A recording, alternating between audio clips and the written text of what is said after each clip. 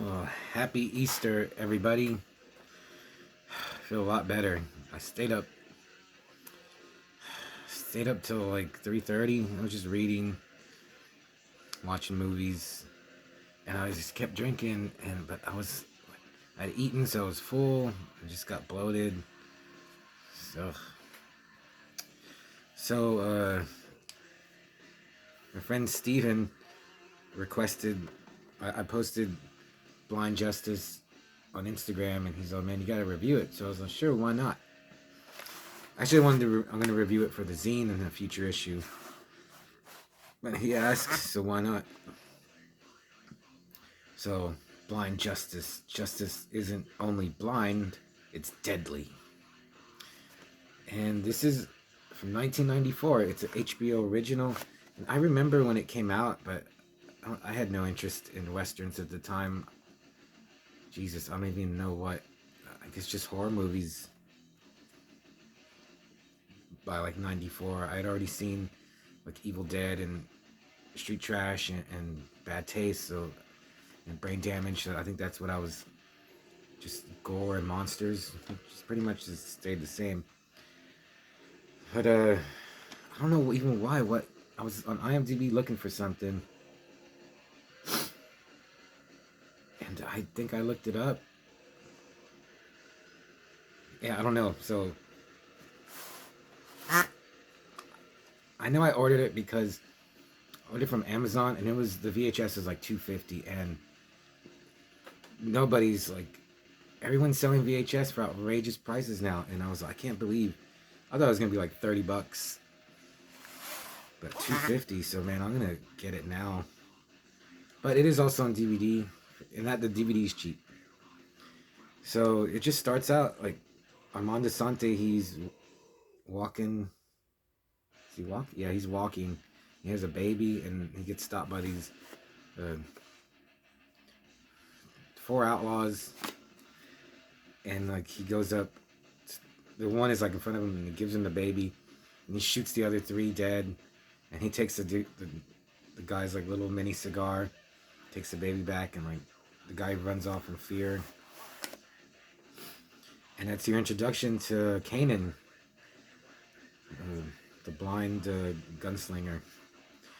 And I wish I could say I came up with this on my own, but a review said that Armand Assante carries the movie, and he does, along with the villain played by Robert Davi, who's Robert Davi's always good.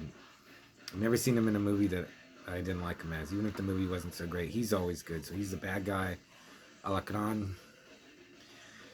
So the whole thing is, Kanan, he goes to this little tiny little town, and the U.S. like infantry is holed up there. They're protecting Silver, and Alacron is like surrounded or closed them off to where they can't leave and help can't get in. And so they have a huge amount of silver, and Kanan says, "Give me 200 pounds of silver, and I'll go get help." So that's the basic story, and the leader of the captain of the U.S. infantry, it's Adam Baldwin, an animal mother from Full Metal Jacket, and he's okay. He's almost could have been anyone. I mean, he's really good in his Animal Mother, but he's just kind of there in this one. But then you have Elizabeth Shue in here, who's like a nurse, and she helps Kanan. One thing about him, he's cool. He's a badass, but he's blind, but he's not invincible. He gets shot like as soon as he gets to the town.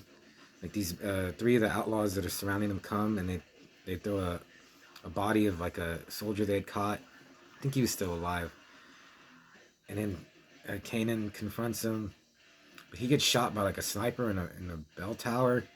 And then one of the outlaws, and he shoots two of the outlaws, but then one of them escapes, and he hits the had to be the stuntman. The horse hits him full force with its chest and sends him flying. I was like, holy hell, man, that was a brutal stunt.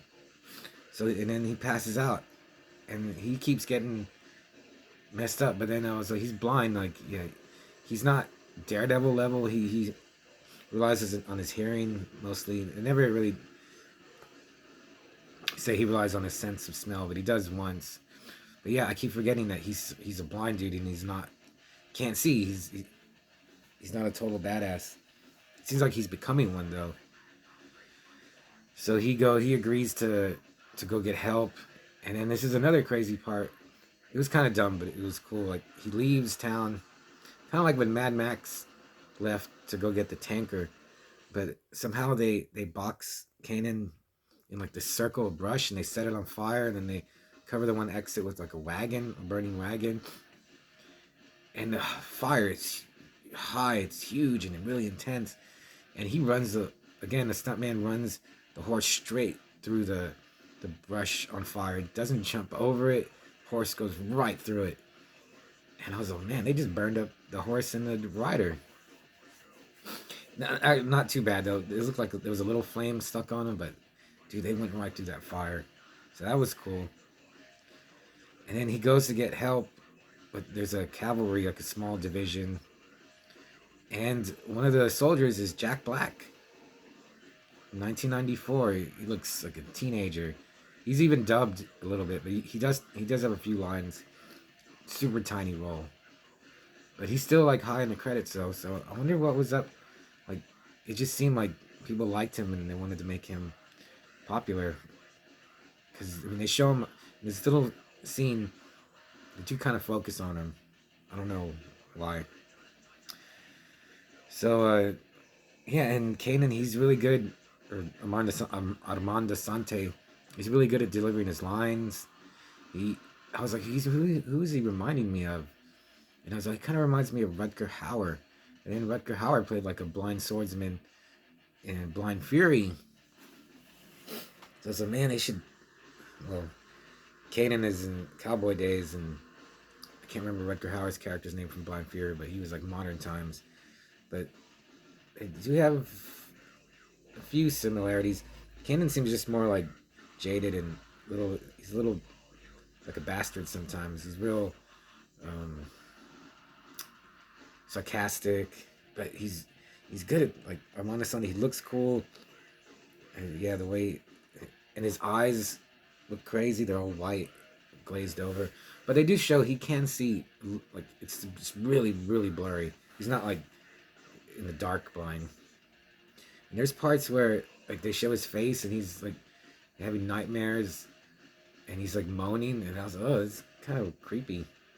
You know, he was good at that. Yeah, he was good through the whole movie. And then so there's a final showdown.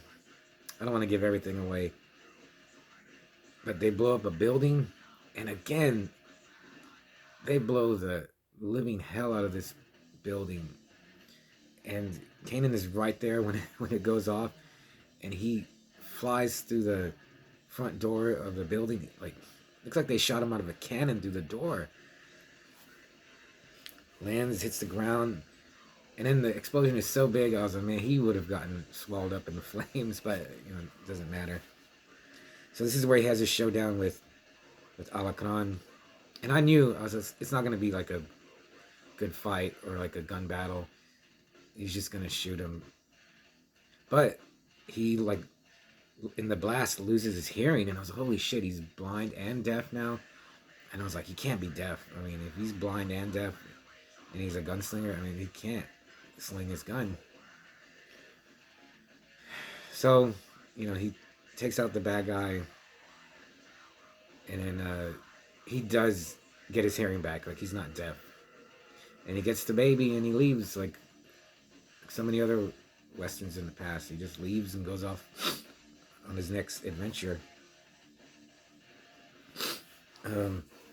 So Blind Justice, I think I had higher hopes. I thought it was gonna be really good. Like really, I don't know what I thought it was gonna be like. Maybe like Extreme Prejudice or Desperado. It's not that violent. There's not as that many shootouts, but there is enough gunfighting to get it to the end of the movie. And you get to see Elizabeth Shue's nipple. the right one. And not like she's just, I don't know what she's doing. She's like just adjusting herself, and she pulls her dress down a little, and you even see it like the brown areola part. So why is she doesn't she know her nipples out?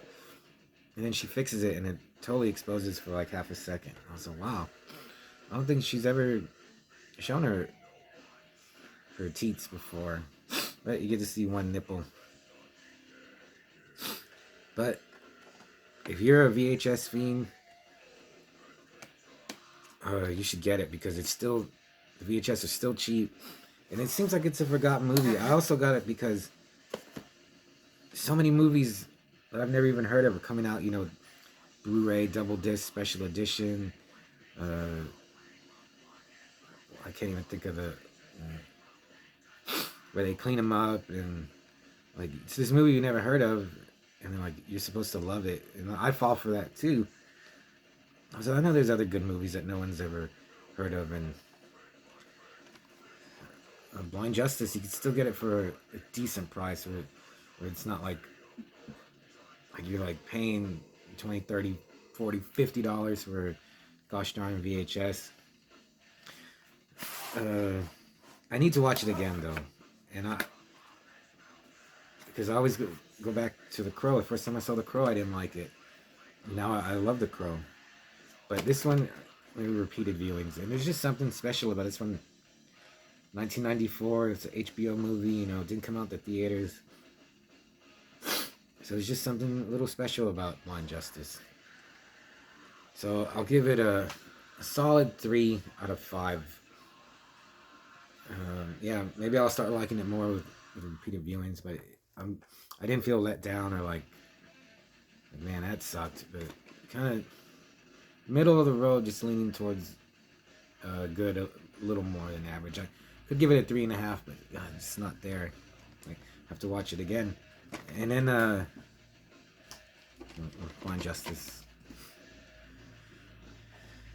And when I ordered Blind Justice, I always try to get the same genre of movies. So I ordered The Last Outlaw with Mickey Rourke. And Dermot Mulroney is in this. And this is another HBO home video movie. And it's from 93, like a year before. A year before Blind Justice. So maybe hopefully this will be just as good. Maybe a little better.